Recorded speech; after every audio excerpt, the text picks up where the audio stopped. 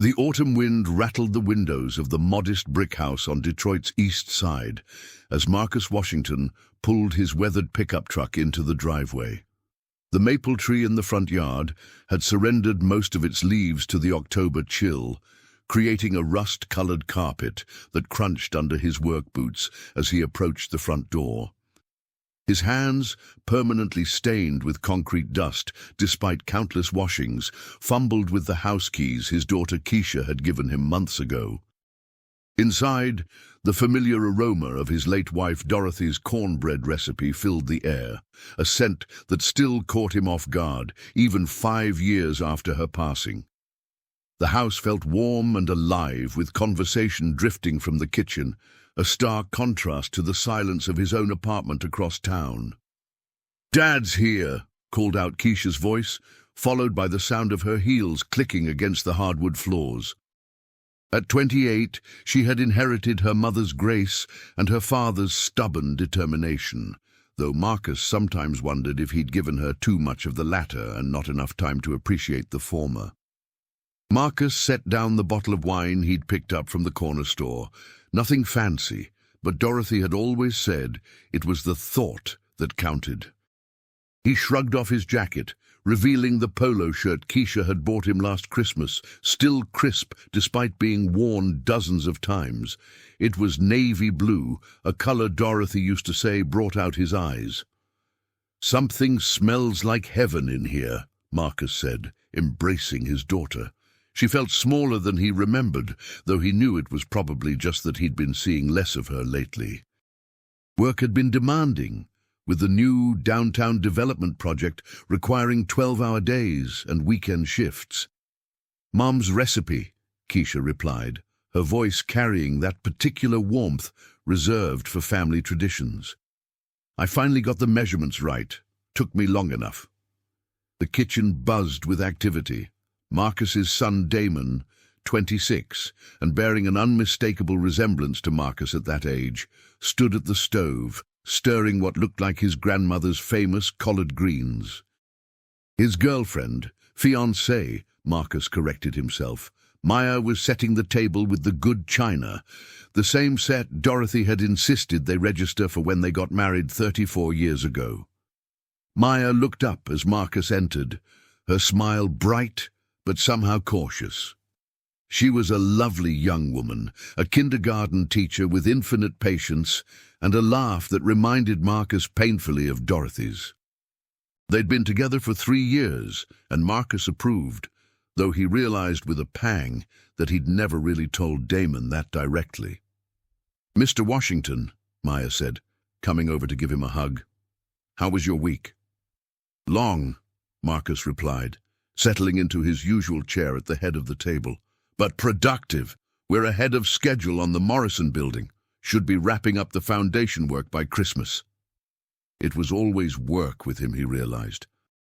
Even in his own thoughts, everything came back to concrete and deadlines and structural integrity. When had that happened? When had he become a man who measured time in construction milestones rather than family moments? Damon placed a serving bowl in the center of the table and took his seat across from his father. "That's great, Dad. Maya and I drove past it last week. It's going to be impressive."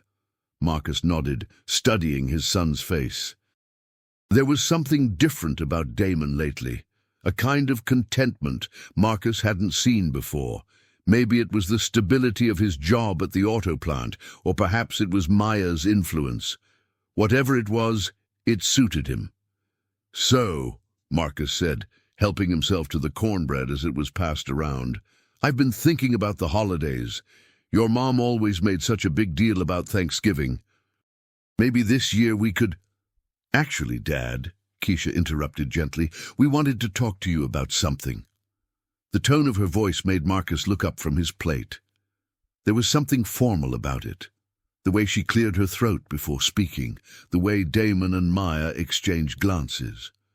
"What's on your mind?" Marcus asked, though something in his chest tightened with an inexplicable worry. Keisha looked at Damon, who nodded encouragingly. "Well, it's about future holidays, actually, and family traditions. We've been talking about how to handle things now that," she gestured around the table, "now that our family is growing." Marcus felt a smile tugging at the corners of his mouth. "Growing? Maya, are you—" "No, no," Maya laughed, holding up her hands. "Not yet. But we are thinking about the future, about how we want to structure family gatherings when we have our own traditions to establish." "When we're married," Damon added quietly. Something about the way he said it made Marcus pause. "Right, when you're married. Speaking of which, I've been meaning to ask, when exactly are you two planning this wedding? I know you've been engaged for what, 6 months now? Your mother would have had the whole thing planned by now." The silence that followed was deafening. It wasn't the comfortable quiet of a family enjoying a meal together. It was the heavy, suffocating silence of a secret revealed, of words that couldn't be taken back. Damon set down his fork carefully, the clink against the plate unnaturally loud in the stillness. Maya's hand found his under the table. Keisha's eyes were wide, moving between her brother and her father like she was watching a car accident unfold in slow motion. "Dad," Damon said slowly, his voice barely above a whisper, "you missed it yesterday." Marcus felt the words hit him like a physical blow. The room seemed to tilt slightly, the familiar kitchen suddenly feeling foreign and unstable. "Missed what yesterday?" "The wedding," Maya said softly, her voice thick with emotion. "We got married yesterday afternoon, at the courthouse downtown." The fork slipped from Marcus's hand, clattering against his plate, and then onto the floor. The sound echoed in the silence like a gunshot. He stared at his son, searching Damon's face for some sign that this was a joke, a misunderstanding, anything other than the truth he could see written in his son's eyes. "You got married," Marcus repeated, the words feeling foreign in his mouth. "Yesterday." "We tried calling you," Keisha said quickly, her voice breaking slightly. "Multiple times. It went straight to voicemail." Marcus's mind raced. Yesterday. Saturday. He'd been at the job site dealing with a concrete delivery that had shown up 6 hours late. He'd turned his phone off to avoid distractions while he sorted out the mess with the supplier. He'd gotten home, exhausted and angry, microwaved a frozen dinner, and fallen asleep in front of the television without checking his messages. "But we planned," Marcus started, then stopped. Had they planned anything? He tried to remember the conversations they'd had about the wedding, the details they'd discussed, but his memories were fuzzy, filtered through months of 12-hour workdays and weekend shifts. Had there been a date set? Had he forgotten? "We didn't plan a big wedding, Dad," Damon said gently. "We talked about this. Remember? We said we wanted something small, just immediate family." Marcus didn't remember. The realization hit him like a sledgehammer to the chest. He didn't remember because he hadn't been listening. Not really. He'd been thinking about work schedules and project deadlines and concrete mixtures, while his son talked about the most important day of his life. "I don't understand," Marcus said, his voice hoarse. "Why didn't you wait? Why didn't you, if I didn't answer the phone, why didn't you postpone it?" The question hung in the air like smoke, acrid and uncomfortable. Damon and Maya exchanged another look, and Marcus saw something pass between them. A conversation they'd already had, a decision they'd already made. "Because we weren't sure you'd come anyway," Damon said finally, the words quiet but cutting deeper than any shout could have. Marcus felt something break inside his chest, something that had been holding him together for years. The room was spinning now, the faces of his children blurring at the edges. His beautiful daughter, who called him every week, but somehow felt like a stranger. His son, who had just gotten married and hadn't trusted that his own father would show up.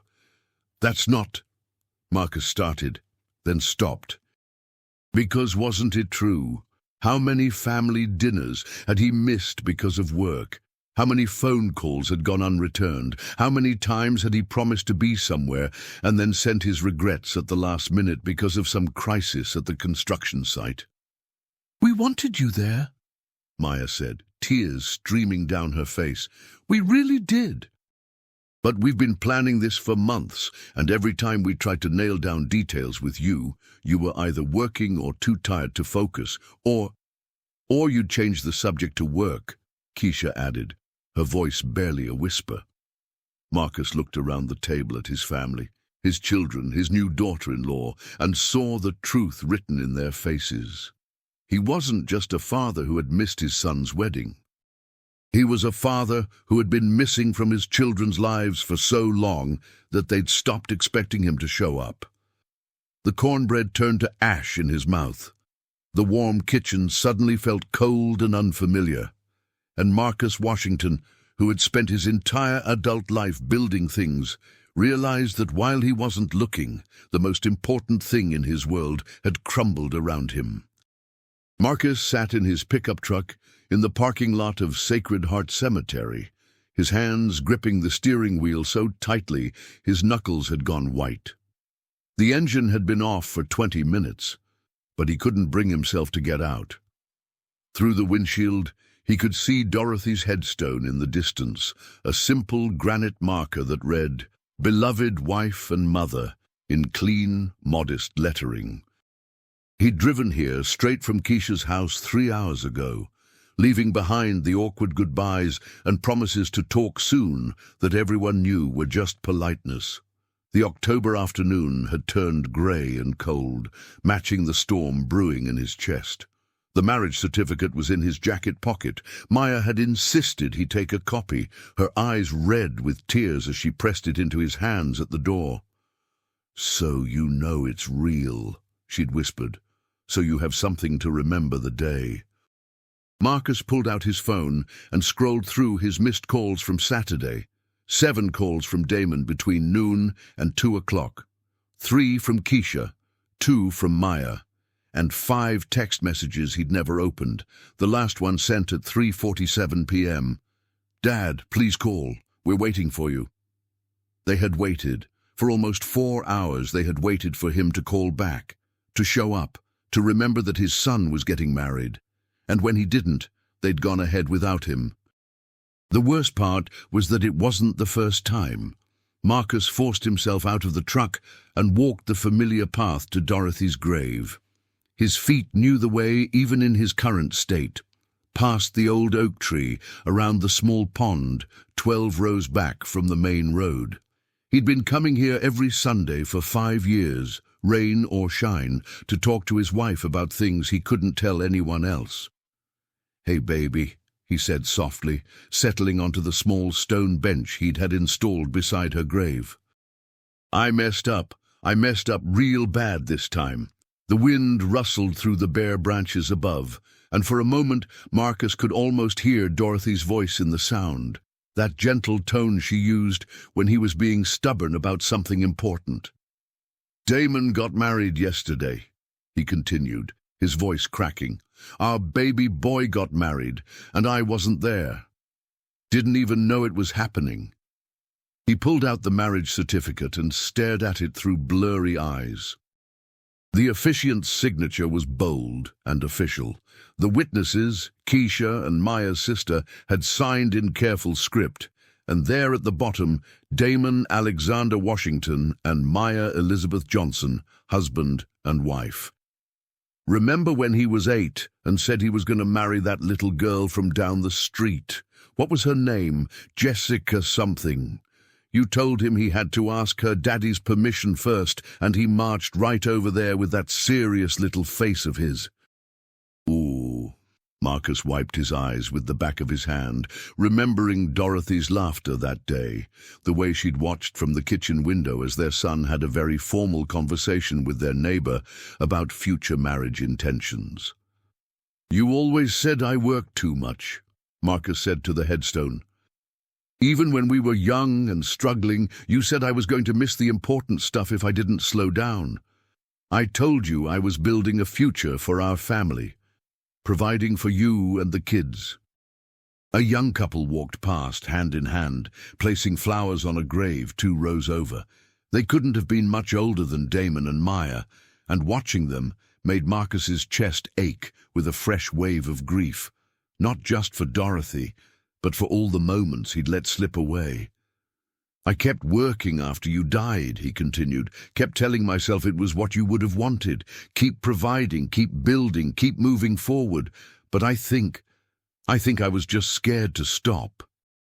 Because when I stop working, when I'm alone with my thoughts, all I can think about is how much I miss you." The truth of it hit him like a physical blow. For 5 years, he'd buried himself in concrete and steel and endless overtime hours because the alternative, facing the enormous hole Dorothy's death had left in his life, was too painful to bear. And in trying to avoid that pain, he'd created new wounds that were just as deep. His phone buzzed with a text message. It was from Keisha. "Dad, I know today was hard. When you're ready to talk, I'm here. Love you."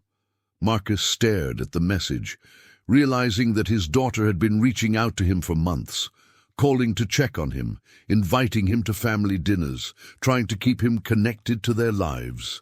And he'd been showing up physically, but checking out emotionally, treating family time like another obligation to manage rather than a gift to cherish. "I don't know how to fix this," he said to Dorothy's grave. "I don't know how to be the father they need without you here to show me the way." The wind picked up, scattering leaves across the grass. Marcus watched them swirl and settle, thinking about how Dorothy used to handle the difficult conversations in their family. She'd had a way of getting to the heart of things without making anyone feel defensive or attacked.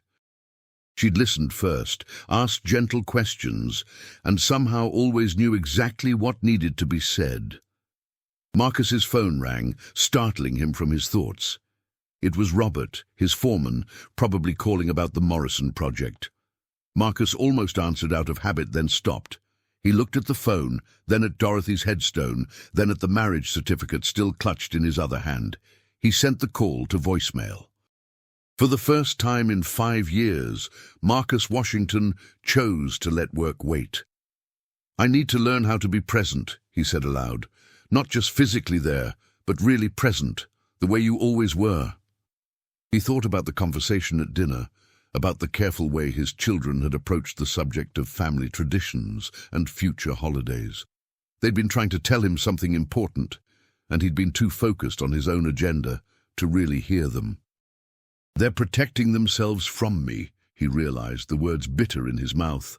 "My own children are protecting themselves from being disappointed by their father." Marcus stood up and placed his hand on Dorothy's headstone, feeling the cold granite under his palm.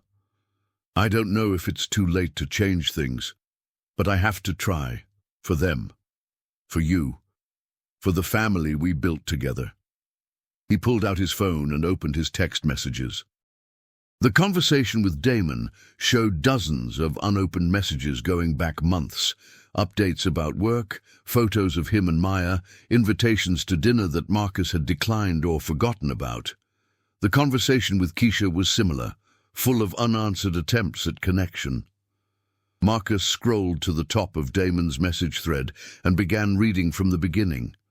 Really reading, not the quick scans he usually did while thinking about work. There were photos from a weekend trip to Chicago he'd known nothing about, updates about Maya's students at school, a picture of a house they'd been looking at, sent 3 weeks ago with the message, "What do you think, Dad? Maya loves the kitchen." He'd never responded to any of it. In Keisha's messages, he found similar treasures buried under his own negligence. Photos from her promotion ceremony at the marketing firm where she worked. A video of her singing karaoke with friends. Dozens of "How was your day?" messages that had gone unanswered because Marcus had been too tired or too distracted to engage. "They've been trying to include me," he said to Dorothy's grave. "All this time, they've been trying to keep me in their lives, and I've been treating them like interruptions." Marcus sat back down on the bench and began typing a response to Damon's latest message. His fingers moved slowly, carefully, choosing each word with the same precision he used when reviewing construction blueprints. "Son, I read all your messages today. All of them. I'm sorry I haven't been responding. I'm sorry I missed your wedding. I'm sorry I've been absent even when I was present. If you and Maya will let me, I'd like to take you both to dinner this week. I want to hear about your day yesterday, and I want to celebrate your marriage properly. I love you both, Dad." Oh, he sent the message before he could second-guess himself, then immediately began typing another one to Keisha. "Sweetheart, thank you for today.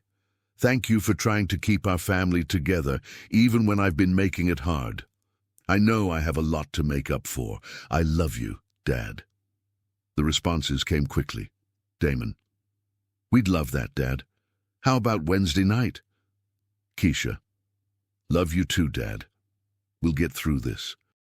Marcus felt something shift in his chest, a loosening of the knot that had been growing tighter for months.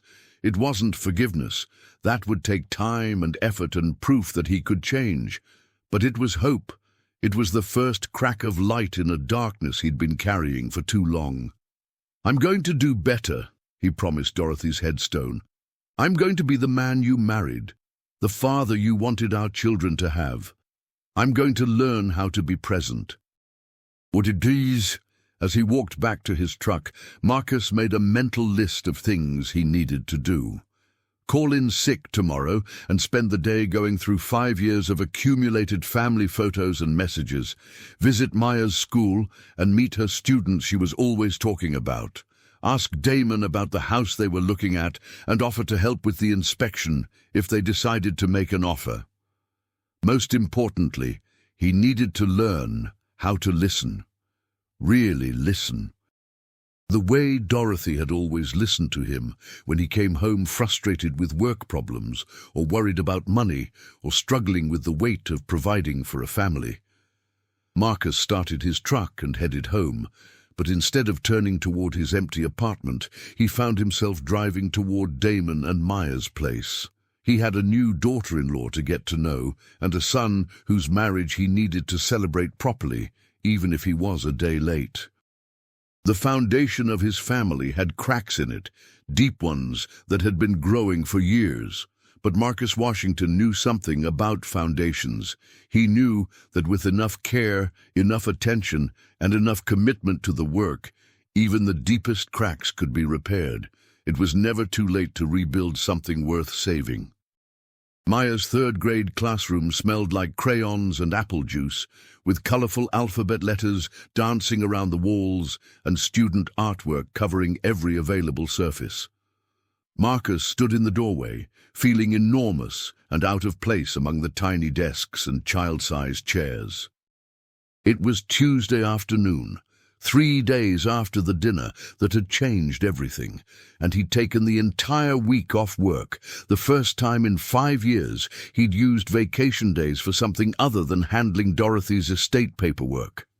"Mr. Washington," Maya's face lit up with genuine surprise as she looked up from grading papers at her desk. "What are you doing here?" "I was hoping we could talk," Marcus said, holding up a small potted plant he'd picked up from the grocery store. "I brought this for your classroom. Damon mentioned you've been trying to teach the kids about plant growth." Maya's eyes softened as she accepted the small African violet. "This is beautiful, thank you." She gestured to a chair that was clearly meant for parent conferences, the only adult-sized furniture in the room. "Please sit. The kids are at music class, so we have about 20 minutes. Marcus settled into the chair, his knees nearly touching his chin despite its larger size. Around him, the classroom buzzed with the quiet energy of a space designed for learning and growth. He could see why Maya loved it here. Every corner reflected her care and creativity. "I owe you an apology," Marcus began, his voice quiet in the small space. "Multiple apologies, actually. I'm sorry I missed your wedding. I'm sorry I haven't made more effort to get to know you. And I'm sorry that my son felt like he couldn't count on me to be there for the most important day of his life." Maya set down her red pen and folded her hands in her lap. "Mr. Washington, Marcus, please, we're family now." A small smile tugged at the corners of her mouth. "Marcus, you don't need to apologize to me. I mean, I appreciate it, but Damon and we understood. You've been dealing with a lot since Mrs. Washington passed." "That's not an excuse," Marcus said firmly. "Being sad doesn't give me the right to check out of my children's lives. Dorothy wouldn't have wanted that." Maya was quiet for a moment, studying his face. "Can I ask you something?" Marcus nodded. "What was she like?" "Mrs. Washington? Damon talks about her sometimes, but I feel like I only know pieces of who she was." Marcus felt his chest tighten, but it was a different kind of pain than he'd grown used to, warmer, more bittersweet than sharp. She was the heart of everything, the one who remembered birthdays and made sure everyone felt included. She could walk into a room full of strangers and somehow know exactly what each person needed to hear. He looked around the colorful classroom, taking in the motivational posters and student work displays. She would have loved this room, would have loved you. She always said teachers were the real heroes, that anyone who chose to spend their days nurturing other people's children had to have a special kind of love in their heart. Maya's eyes filled with tears. "I wish I could have met her." She would have insisted on being involved in planning your wedding," Marcus continued, his voice growing stronger. "Would have driven you both crazy with her opinions about flowers and music and whether the cake had enough layers. But she also would have made sure every detail was perfect, and she would have cried happy tears through the entire ceremony." "Tell me about the day Damon was born," Maya said suddenly. Marcus looked at her in surprise. "What?" "I want to hear about it. From your perspective, what it was like when you first became a father." Marcus leaned back in the tiny chair, his mind traveling back 26 years. "It was terrifying," he said with a laugh. "Dorothy had been in labor for 18 hours, and I thought I was going to wear a hole in the hospital floor from pacing.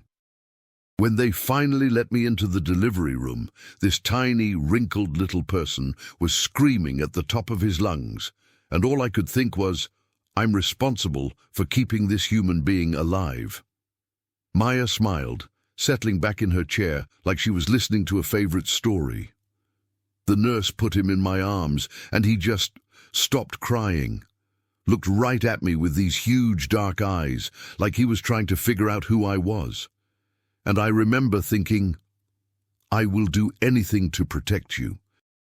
I will work as hard as I have to work, sacrifice whatever I have to sacrifice to make sure you have everything you need." "And you did," Maya said softly. "Damon talks about how hard you worked to provide for the family, how you never missed a payment on anything, how you made sure he and Keisha could go to college without taking on debt." Marcus felt something crack open in his chest. "But I missed so much else. Soccer games and school plays and just regular Tuesday dinners where we talked about nothing important.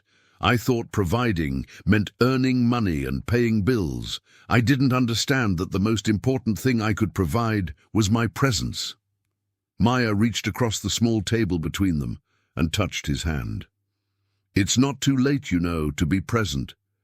Damon still needs his father, even if he's married now, especially now."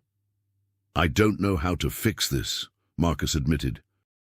"I don't know how to be the father they need when I've spent so many years being the father I thought they needed." Maya was quiet for a moment, then stood up and walked to her classroom library. She pulled out a picture book and handed it to Marcus. The cover showed a little mouse trying to build a house that kept falling down. "I read this to my kids when they're frustrated with learning something new," she said. "The mouse in the story keeps trying to build his house the same way, even though it's not working. He gets angrier and angrier until his friend the rabbit comes along and shows him that sometimes you have to try a completely different approach." Marcus looked at the simple illustration, understanding the message. You think I need to try a different approach. I think you need to stop trying to fix everything all at once, Maya said gently. Start small. Show up for one thing, fully present, and then build from there. What would you suggest? Maya smiled. Damon's been wanting to show you the house we're thinking about buying. It's nothing fancy, a little two-bedroom place in Ferndale. But it needs some work, and he's been nervous about whether he can handle the repairs himself. Marcus felt something stir in his chest. Not the familiar anxiety of work obligations, but something warmer. He wants my help? He's always wanted your help. He just didn't think you had time to give it. Marcus nodded slowly, turning the picture book over in his hands. Maya, can I ask you something now? Of course. Why did you wait for me? At the courthouse, Damon said you waited almost 4 hours. Maya's eyes filled with tears again. Because he loves you. Because even when he's frustrated or hurt, he still believes in you. He kept saying he'll call back. Something important must have come up. Dad wouldn't miss this on purpose. The words hit Marcus like a physical blow. His son had defended him, even when he'd failed him, had made excuses for him to his new bride on their wedding day. I need to be better, Marcus said, his voice thick with emotion. I need to be the man my son thinks I am. You already are that man, Maya said. You just forgot for a while. The sound of children's voices echoed in the hallway. Music class was ending. Maya glanced at the clock and then back at Marcus. I have to get ready for my next class, but Marcus, thank you for coming here. Thank you for wanting to try. Marcus stood up, careful not to knock over any of the tiny furniture. Maya, welcome to the family. Officially and properly welcome. I'm sorry it took me so long to say that. Maya hugged him then, and Marcus was struck by how much she felt like family already, like someone Dorothy would have handpicked for their son. As he walked back to his truck, Marcus pulled out his phone and called Damon. Dad, is everything okay? Everything's fine, son. I just left Maya's school. She's an incredible woman, and you're lucky to have her. There was a pause, and Marcus could hear the smile in Damon's voice when he replied, I know I am. Damon, I want to see that house you've been looking at. When can we go? Really? You want to see it? I want to see it, and I want to help you figure out what kind of work it needs. If you want my help, that is. Dad, I've been wanting your help with this for months. Marcus felt his throat tighten. Then let's go look at it, tomorrow afternoon. I'll call the realtor right now. After they hung up, Marcus sat in his truck for a few minutes, watching Maya's students return to their classroom through the window. They moved with the kind of energy and hope that only children possessed, trusting that the adults in their lives would guide them safely toward whatever came next. For the first time in years, Marcus felt like he might be worthy of that kind of trust. He drove home to his empty apartment and spent the evening doing something he hadn't done since Dorothy died. He looked through photo albums, pictures of Damon's high school graduation, where Marcus had been present but distracted by a work call. Photos of Keisha's college send-off, where he'd been checking his phone constantly for updates from the job site. In every picture, he could see the pattern Maya had helped him recognize. He'd been there physically, but emotionally he'd been somewhere else. His body present, his heart absent. Tomorrow he would start building something new, not with concrete and steel, but with time and attention and the kind of presence that Dorothy had always given their family so naturally. Marcus pulled out a notebook and began making a list, not of construction tasks or work deadlines, but of the things he wanted to learn about his children's lives. Maya's teaching philosophy, Damon's dreams for their new house, Keisha's promotion and what it meant for her career. He had a lot of catching up to do, but for the first time in 5 years, Marcus Washington felt like he had something more valuable than overtime pay to offer his family. He had himself. The house on Pinehurst Avenue was a 1940s craftsman bungalow with good bones and terrible paint, sitting on a corner lot in Ferndale like a patient waiting for the right doctor. Marcus walked the perimeter slowly, his experienced eye cataloguing everything that needed attention: loose shingles, foundations settling, windows that probably hadn't been updated since the Carter administration. "What do you think?"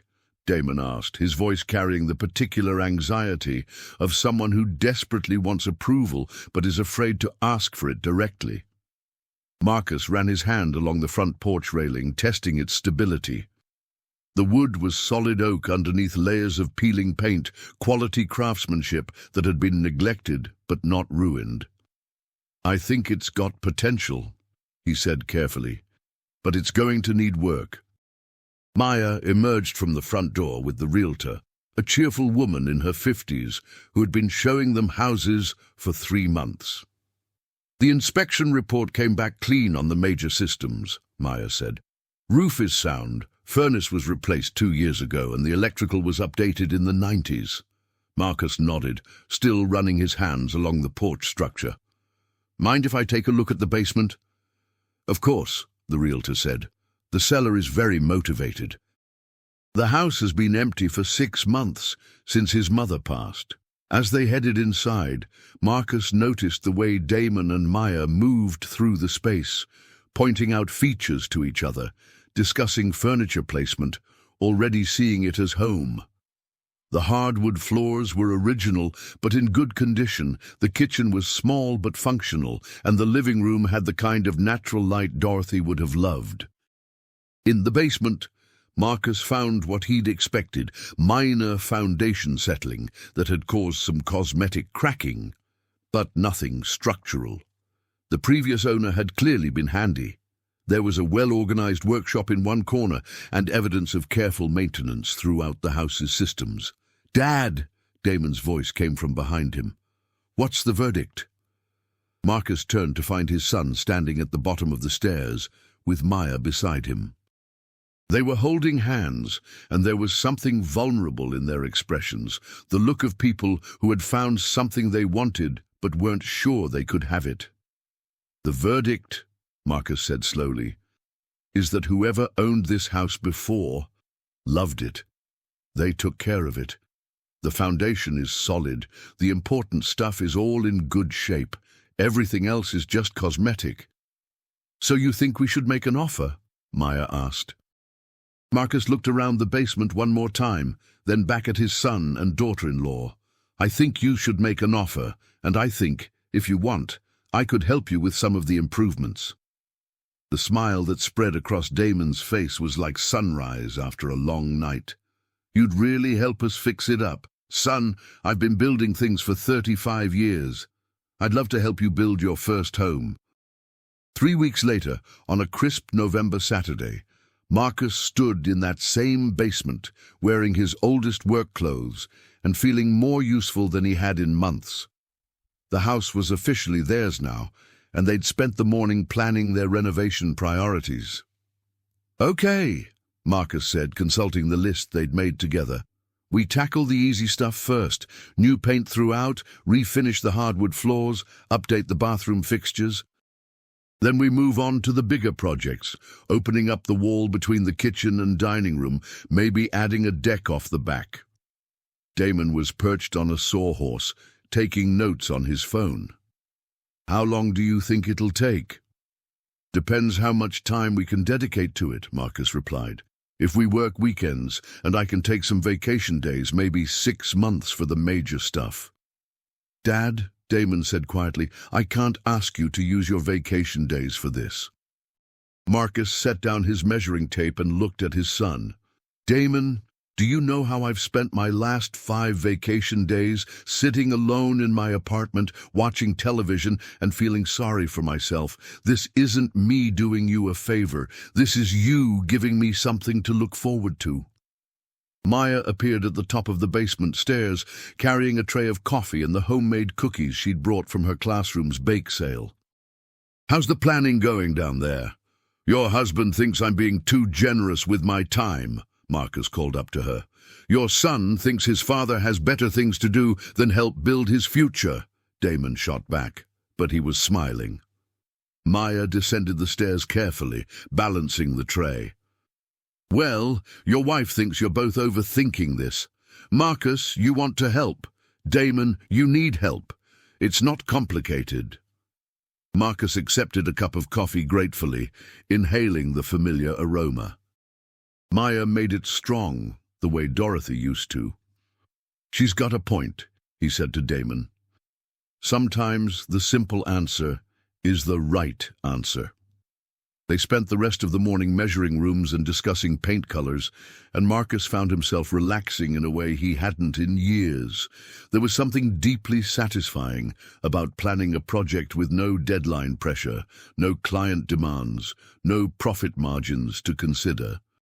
This was building for the sake of building, creating something beautiful for people he loved. "Dad," Damon said as they measured the kitchen, "can I ask you something?" "Shoot." "Why did you become a construction foreman? I mean, I know you're good at it, but was it what you always wanted to do?" Marcus paused, his tape measure extended across the narrow galley kitchen. It wasn't a question he'd expected, and it wasn't one he'd really thought about in years. "I wanted to be an architect," he said finally. "When I was your age, I used to draw building designs constantly. Had this whole plan to go to college, study architecture, maybe start my own firm someday." "What happened?" Marcus retracted the tape measure with a sharp snap. "Life happened. Your mother got pregnant with Keisha, and we needed steady income right away. Construction work paid better than anything else I was qualified for, and it was something I was good at. So I told myself I'd go back to school later when things were more stable. But you never did. Never did. And after a while I stopped thinking about it, started telling myself that being a foreman was just as good, that I was still building things, still creating something lasting." Marcus leaned against the counter, looking around the small kitchen. "But you know what? Working on this house with you, planning these improvements together, this is the closest I've felt to that old dream in 30 years. Maya looked up from the cabinet she'd been examining. "It's not too late, you know, to go back to school." Marcus laughed, but not unkindly. "Maya, I'm 62 years old, a little late to be starting over." "My grandmother went back to college when she was 58, Maya said firmly. "Got her degree in social work and spent 15 years helping kids in foster care. She always said it was the best decision she ever made." The idea settled into Marcus's mind like a seed finding fertile ground. "I don't know if I have the math skills anymore, or the time." "Dad," Damon said, setting down his own measuring tape, "you just spent 2 hours calculating square footage and planning structural changes in your head. Your math skills are fine." That afternoon, they moved upstairs to tackle the master bedroom. As they worked, Marcus found himself telling stories he hadn't shared in years about the projects he'd worked on, the buildings around Detroit that bore his craftsmanship, the satisfaction of seeing something grow from blueprint to reality. "There's this building downtown," he said as they stripped old wallpaper, "the Morrison complex I'm working on now. I designed the foundation system for it. Not officially, I'm not the architect of record, but the original design had some problems, and I worked with the engineers to come up with a better solution." "That's incredible," Maya said. "You basically architected a building." "Part of one, anyway." Marcus felt a flush of pride he hadn't experienced in years. "It's going to be there for decades, maybe longer. People will work in offices I helped design." "Dad," Damon said quietly, "that's not just construction work, that's architecture." As the afternoon wore on, other family members began arriving. Keisha showed up with takeout from their mother's favorite soul food restaurant, carrying enough food for a small army. She'd changed out of her work clothes into jeans and an old sweater, looking more relaxed than Marcus had seen her in months. "How's the renovation planning going?" she asked, distributing plates and napkins around the empty living room. "Your father's been holding back on us," Maya said, grinning. "Turns out he's been designing buildings for years. He just never had the official title." Keisha looked at her father with surprise. "Really?" Marcus felt heat rise in his cheeks. "It's not that dramatic. I just help solve problems when the original plans don't work." "Dad," Keisha said, settling onto the floor with her plate. "That's literally what architects do. They solve problems with space and structure." As they ate, the conversation flowed in ways it hadn't for years. Marcus found himself really listening, not just waiting for his turn to speak, but absorbing the details of his children's lives. Keisha's excitement about a new client project, Maya's stories about her students, Damon's plans for the garden they wanted to plant in the backyard. "I've been thinking," Marcus said as they finished eating, "about what you said earlier, about going back to school." The room grew quiet. Everyone's attention focused on him. "I looked it up on my phone while you were getting the food," he continued, addressing Keisha. "Wayne State has a continuing education program. Adults can take architecture courses part-time." "Dad, that's amazing," Keisha said, her eyes bright with excitement. "I'm not saying I'm going to do it," Marcus said quickly, "just that I looked into it. The application deadline for spring semester is December 1st. "That's only 3 weeks away," Damon pointed out. "I know. Which is why it's probably not realistic." "What would you need to apply?" Maya interrupted. Marcus pulled out his phone, where he'd bookmarked the admissions page. "High school transcripts, which I can get. A personal statement about why I want to pursue architecture. Letters of recommendation." "I could write you a recommendation," Damon said immediately, "about your work on construction projects, your problem-solving skills." "And I could help you with the personal statement," Keisha added. "I write marketing copy all day. I know how to make people sound compelling on paper." "Maya could write about your teaching abilities," Damon continued, warming to the idea. "How you've been showing me construction techniques, explaining how buildings work." Marcus looked around at his family, feeling overwhelmed by their immediate enthusiastic support. "You really think I could do this?" "Dad," Keisha said firmly, "I think you could do anything you set your mind to. You just have to stop talking yourself out of it before you start." That evening, as they cleaned up from their workday, Marcus found himself standing alone in the empty master bedroom, looking out the window at the street below. The house felt full of possibility, not just for renovation, but for the life Damon and Maya would build here. "Penny, for your thoughts?" Maya appeared in the doorway. "Just thinking about fresh starts," Marcus said. "About how it's possible to build something new, even when you think the foundation might be damaged." Maya joined him at the window. "The foundation of this house is solid, just like the foundation of this family." "I missed so much," Marcus said quietly. "So many years of your relationship with Damon, so many opportunities to be present for important moments." "But you're here now," Maya said simply. "You're present now, and you're going to be here for all the moments that come next." Marcus nodded, feeling the truth of that settle into his bones. "I am. I'm going to be here." 2 weeks later, Marcus submitted his application to Wayne State's architecture program. The personal statement, crafted with Keisha's help, talked about a lifelong passion for building that had been channeled into construction work but never fully realized. The letters of recommendation painted a picture of a man who understood structure and space intuitively, who had spent decades solving problems and creating lasting solutions. On December 15th, the acceptance letter arrived. On Christmas morning, the family gathered in Damon and Maya's new house for the first time. The walls were still in primer, and the floors were covered with drop cloths, but Maya had hung lights around the windows and set up a small tree in the corner of the living room. Marcus sat on a folding chair, watching his children open gifts, and felt something he hadn't experienced in years: complete presence, not thinking about work, not checking his phone, not planning the next task. Just there, fully there, with the people who mattered most.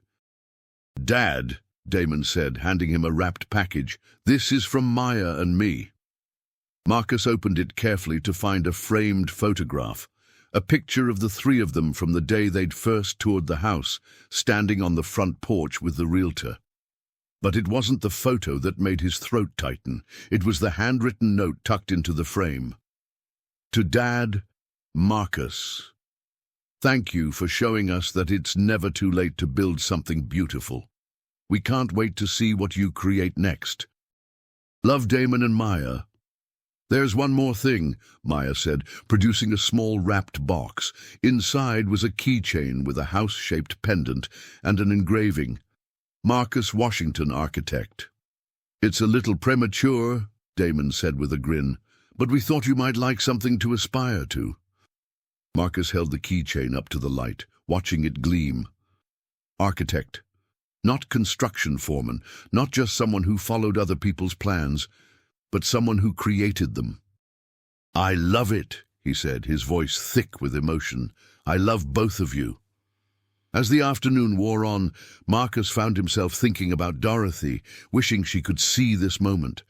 But instead of the sharp grief he'd grown accustomed to, he felt something gentler, a sense that she would be proud of the choice he'd made to rebuild, to be present, to show up for the family they'd created together. Outside, snow began to fall, dusting the windows of the little house on Pinehurst Avenue. Inside, 3 generations of Washingtons sat together, planning renovation projects and discussing class schedules and imagining the future they would build together. Marcus Washington had spent his career creating foundations for other people's dreams. Now, at 62, he was finally ready to build his own. The foundation was solid, the blueprint was ready, and for the first time in years, he had all the time in the world to get it right.